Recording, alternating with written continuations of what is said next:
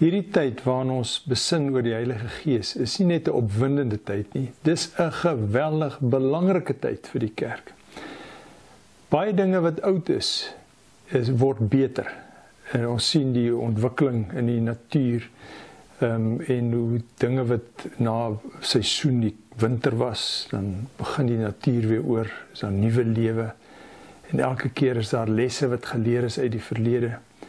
Maar een ding wat nie beter word met tyd nie, is godsdiens. Godsdiens is geneig om te verwater, om star te raak. En in enige godsdiens is dit waar, en in die Jodese godsdiens het dit gebeur. En ons gaan nou 'n kosbare gedeelte lees uit Galasiërs 5, wat onder andere gaan oor die vrug van die Gees.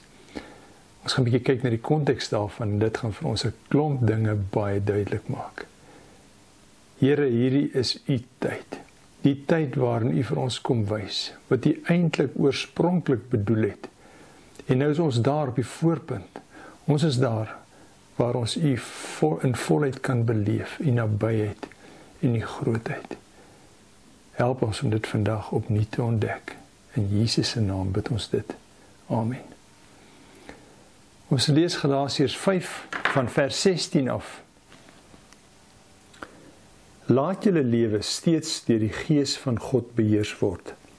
Dan sal julle nooit soeg voor die begeertes van julle sondige natuur nie. Wat ons sondige natuur begeer is in stryd met wat die Gees wil. En wat die Gees wil is in stryd met wat ons sondige natuur begeer. Die twee staan lynreg teenoor mekaar. En daarom kan julle nie doen wat julle graag wil nie. Maar as julle deur die Gees laat lei, staan julle nie meer onder die wet nie. Die praktyke van die sondige natuur is algemeen bekend. Onsedelikheid, onreinheid, losbandigheid, afgodsdiens, towery, vyandskap, haat, naaiwer, woede, rusies, verdeeldheid, skeuring, afguns, dronkenskap, uitspattigheid en al dergelike dinge. Ek waarsku julle soos ek julle al vroeër gewaarsku het, wie hom aan sulke dinge skuldig maak, sal nie die koninkryk van God as erfenis verkry nie. Die vrug van die Gees daarteenoor is liefde, vreugde, vrede, geduld, vriendelikheid, goedhartigheid, getrouheid, nederigheid en selfbeheersing. Teen sulke dinge het die wet niks nie. Die wat aan Christus Jesus behoort, het hulle sondige natuur met al sy hartstogte en begeertes gekruisig. Ons lewe deur die Gees. Laat die Gees nou ook ons gedrag bepaal. Die wat aan Christus behoort. Die wat aan Christus behoort. As ons hierdie gedeelte met 'n beeld sou probeer verklaar, as hy oor die wet praat en die sondige natuur van mense en waar hulle heen gaan en waar God is en dat hy aan die ander kant is, die twee staan lynreg teenoor mekaar staan hier. Sou ons dalk die van 'n stroom kan gebruik waarin 'n boot is en jy's in die boot en jou boot het nie roeispane nie en hy is besig om hier met die stroom af te beweeg. Die probleem is hy is op pad na 'n loodregte afgrond toe. Dis ons sondige natuur, hy beweeg. En hy vat jou saam, en hy het 'n binnebaan, want jy is reeds in die boot, en jy moet saam met die stroom gaan. Maar daar is die dood. En jy kan reeds sien, aan die manier hoe die stroom begin vinniger raak en lewe kry, waar jy in hierdie dinge mik. En dan gee vir ons die dinge wat eie is, aan 'n stroom aflewe, op pad na die verderf toe. En hy praat van vyandskap, en towery, en haat, en naaiwer, woede, verdeeldheid, skeuring, afguns. Hy sê, daai tipe goed, julle verstaan wat ek bedoel. Dis die natuurlike gang van die mens, van elke mens. As jy getrou is in jou natuur, is jy besig om te ontspoor en te ontwortel.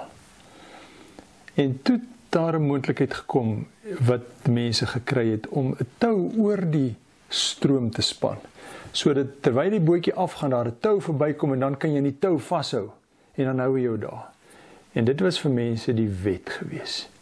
Die wet was 'n manier om jou te vrywaar dat jy nie oor die stroom gaan nie. Dit het jou 'n beter lewe laat leef. Dit het gemaak dat jy nie hierdie goed doen nie. Maar dit was moeilik geweest want die stroom is maar sterk.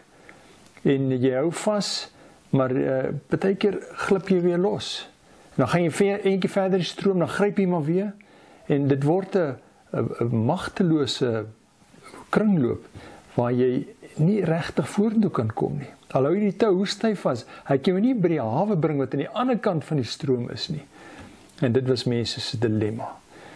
En dit is wat godsdiens waar dit mense gelaat het. Godsdiens was iets gewees wat vir my swaar was. Dit was 'n las. Daar was nie opgewondenheid oor 'n beter toekoms nie. Ek het maar net probeer om nie in die sonde te verval nie. En daarom het ek die wet gehoorsaam. En nou kom Jesus en hy maak vir ons totaal nuwe moontlikhede oop. En Paulus kom sê, dit werk nie meer met jou poging om te gryp en te vat en te keer en te hoop vir die beste nie. Ek gaan iets wonderliks doen. Ek gaan vir jou boot 'n baie sterk engine aansit wat jou in staat stel om heeltemal teen die verwagting, teen wat jy gedink het moontlik is, teen die stroom op te gaan na die hawe toe, waar die veiligheid is, waar die Gees is. En hierdie stryd is binne in elkeen van ons. En ons kan hierdie stryd net wen, nie as ons probeer met ons eie krag, om die Here tevrede te hou, om nie te erg te sondig nie. Ons doen nou nie goed nie, maar ons doen nou nie so sleg soos die ander mense nie. Hy sê nee, dis iets heeltemal anders, iets heerliks. En die beeld wat hy gebruik is die van die vrug van 'n boom. 'n Gesonde boom het goeie vrugte. En as die vrugte nie goed is nie, dan help dit nie ek probeer hulle maar mooi maak nie. Daar moet byvoorbeeld vreugde wees nie, maar ek is nie regtig lus om bly te wees nie. En nou maak ek maar of ek bly is. En of die kind lyk nie bly nie, en dan gee ek vir maar vir 'n lekker reis, eintlik lus om te huil, dat hy net moet ophou huil. So dit help nie jy vat die vrugte en jy hierdie vrot appel en jy maak hom op met klei en jy verf hom weer mooi nie.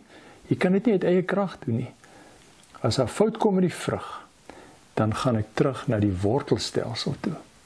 En die wortel sê vir ons, is daar waar ons 'n verhouding met God het, waar hy praat van die wat aan Christus Jesus behoort.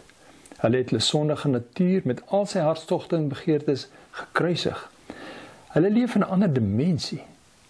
En in daardie dimensie is daar goed wat by hulle hoort en by hulle pas. Die vrug wat jy kan kry, dis nie afsonderlike vrugte nie, dis een vrug. Hierdie is net kante van dieselfde vrug, is liefde, vreugde, vrede, geduld, vriendelikheid, goedhartigheid, getrouheid, nederigheid en selfbeheersing. Daardie dinge. Hy sê die wet het niks teen sulke dinge nie. Die wet het geen houvas op jou nie. Jy is nie meer met die toue oorlog besig nie. Jy het in die motorboot geklim en het jou oorgevat ander kant toe. En daarom sê hy, die Gees het ons nuut gemaak. Kom ons lyk nou soos nuwe mense.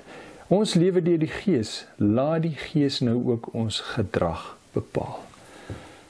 En daarom wil ons in hierdie Pinkstertyd hierdie wees. En ons gaan na hierdie 9 vrugte kyk. 3 kere, ons gaan na 3 vrugte op 'n slag kyk, om net mooi te verstaan, hoe toets ek of daar grondig fout is. En as ek agterkom daar's grondig fout, help dit nie ek probeer maar net meer geduldig wees, of ek probeer meer nederig wees, of meer getrou, of my selfbeheersing bietjie 'n ander plan te maak nie. Nee, die gebrek aan selfbeheersing wys daar's 'n wortelprobleem. Dan gaan ons terug na daar waar ek en die Here mekaar ontmoet het, waar ek my lewe vir hom gegee het. Kom ons delf lekker saam in hierdie diepte. Here, dankie dat U ons Here is en dat U Gees in ons is. Ons het soveel gekry toe ons lewe na U toe gedraai het, toe U beheer oorgeneem het. Ons wil lyk soos U kinders en wil U in 'n besonder in hierdie Pinkstertyd vir ons help om dit te verstaan. Ons bid dit in Jesus se naam. Amen.